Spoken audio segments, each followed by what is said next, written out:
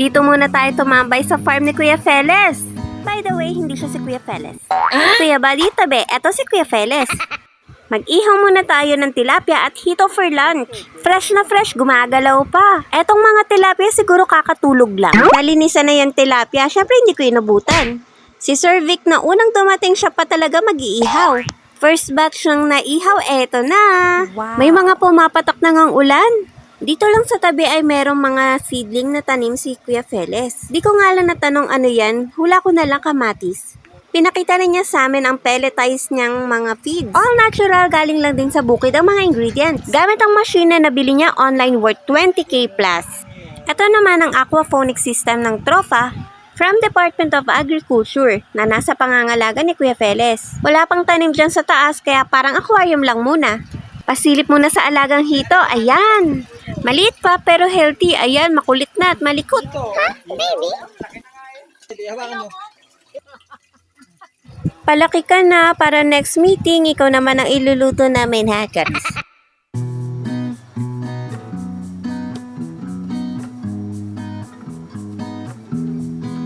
Happy birthday, Kuya Feles! Birthday niya tuwing pumupunta kami dito. Mango team, may mango graham pa. Si Ate Nits, team mangga din. Wow, team seafood. Kahit ihaw-ihaw lang yan, ang sarap. After lunch at meeting, nag-ikot-ikot pa kami dito sa farm ni Kuya Feles. Dito ang kanyang makeshift vermiculture area. Dati mga mushroom ang nakataklob dito Natapos ng season, kaya iba naman. Pinakita niya sa amin ang kanyang alagang baka. Busog!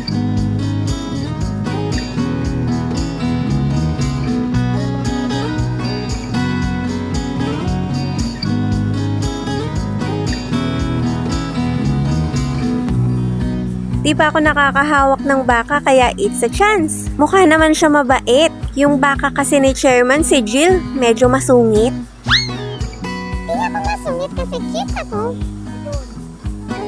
Madaming tanim na punong kalamansi si Kuya Feles. Eto nga, napakalaki nito. Joke lang, hindi yan kalamansi. Pero anong tawag nyo dito? Comment nyo nga po sa baba, tsaka kung taga saan kayo. Si Ate Lerma may nasipat na puno na ang daming bunga daw. Naglalaglagan na nga sa lupa sa dami. May iba pa bang tawag dito bukod sa duhat? Ang hirap naman mamitas kasi ang daming langga, malalaki. Mga hantik. Tinikman na nila lahat ng bunga. Oh, bumababa pa yung puno.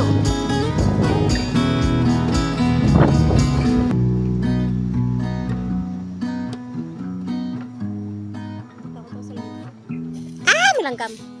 Isang pitas, isang kagat daw, sabi ng langgam.